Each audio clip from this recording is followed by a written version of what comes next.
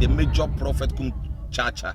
On say me catch was say bomoden na hwe too much GH. On say me kan ye nyane bone pa na kase ye pe wo wiase ya asondin. Asondin ti na Adam wo hu nyame ye no nyam no. Wo hu ne ma bi a wo hwehwehwehwe e wo other place ni ade. Cat won na bomoden na be hwe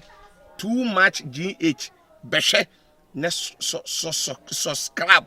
bomoden o be hwe pe na wa ye subscribe o subscribe subscribe na subscribe na o subscribe a na wo benya ne ma papa a wo pe ahwe nyame hira na ura.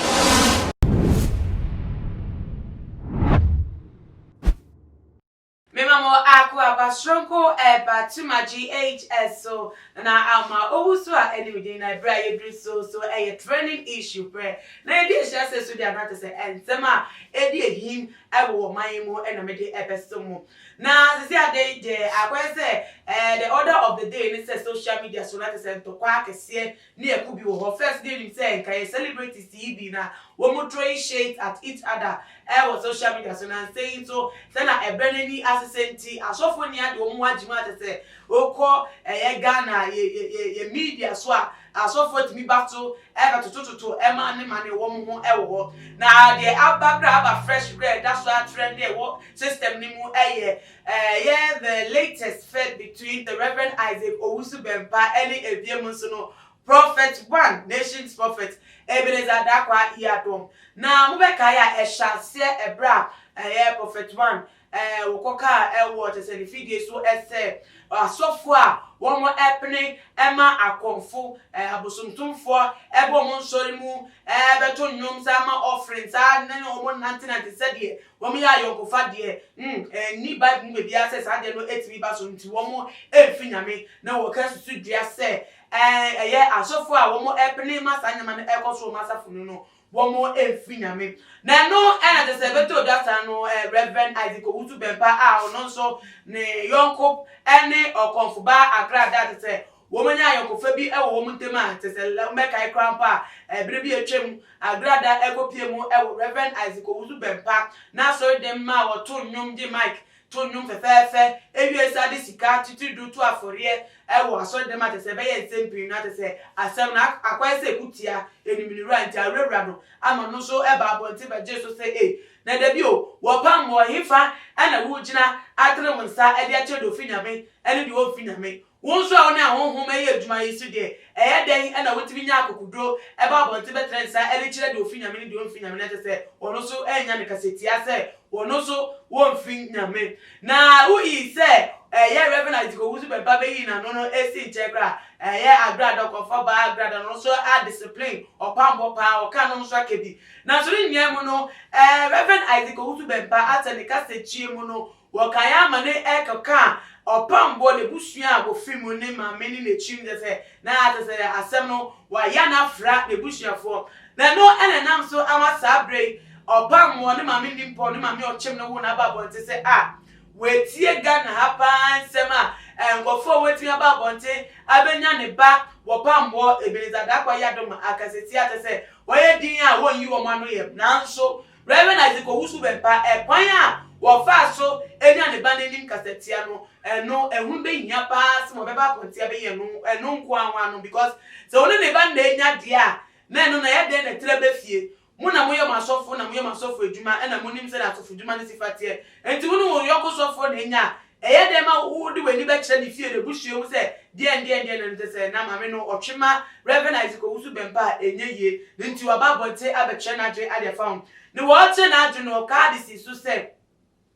wonu amu Reverend Owusu Bempah no ono oye mame kura oye osofo mame ade fie o me nyamsomfo a wo mo so nyame no wa hwe ni ye mu ahu se nyama bi wo ho a wo ya ne kasa ye mu ne ye bi no entoto sokra ma no ento asum no na so ni emu no won tin sa won chuda ka chene so won finyame na mpo se ye ne ba no po wo akizi ne se wo yiso ahonhom no wonu ma me no be di atomu so wo sa kwa ne so tampa ne ba no yiso ahonhom ne ba no honhom na du adwuma na nye honhom bia sa won kokro wonu wodi mu adanse wonu na chem na de ewo no wonu na wo ne suban fi ne kola brem ebe di pepe so abadu wo hun adanse di ankofo ede ba de bia da efa ne ba no wonu aye witness enti wo obi fi be bi metre de say the ban fi nyame anaso wo fi nyame say the ban de awon boni na eduma na say the ban de won kokko na eduma onu owo na de onim say won kokko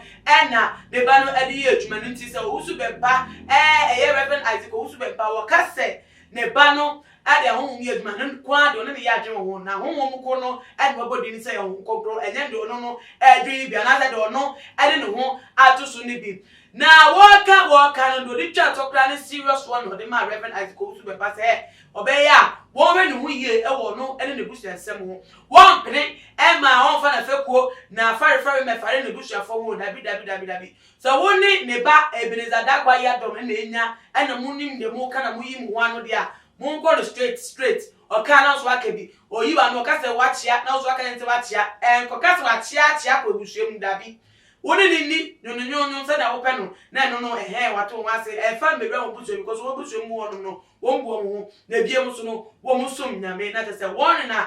ye wo pambo ne mame e de akọ e de ama Reverend Isaac Owusu Bempah no na in some way ebeto dana kana for bi ka se mame kwa ya onam so ba bonte no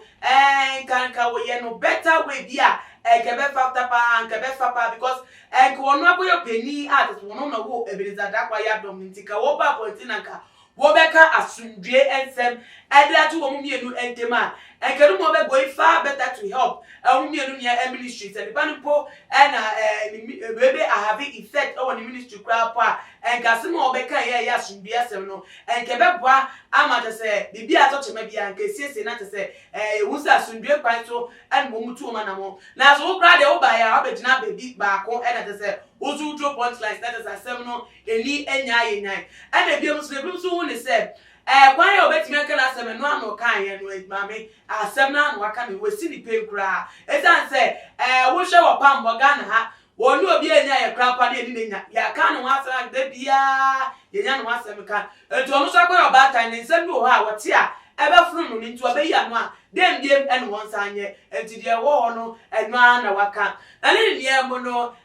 se sie asofo muni ya mu plemi se mu finya kopon yakopon kro ya so na mu bondi nanso da ne da no mu ntemu enye fine ti yakopon yi eno e cause confusion e wo mu ntem o ma mu nyanti ase wo mu ntem anase mwemu no ena mu amudi mu ni pasem edi sa eye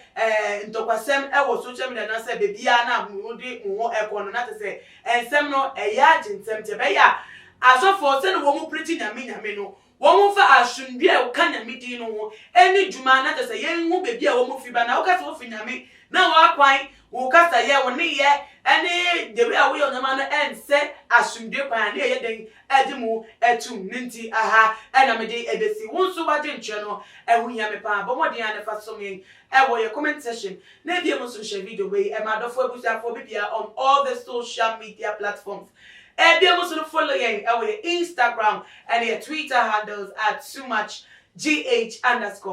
Facebook also @TooMuchGH. But more than subscribe. Nana ama Owusu enemy din. Na me ya doma. Yebe sign edi e sharpim. Makram. Me dey Isaac Opambour. Obetumi afem the great tempo. Mbrembren. Wonu me nka mo ni ehwe too much GH. Too much GH. Mo ye too much. Na me so me ye amo fire.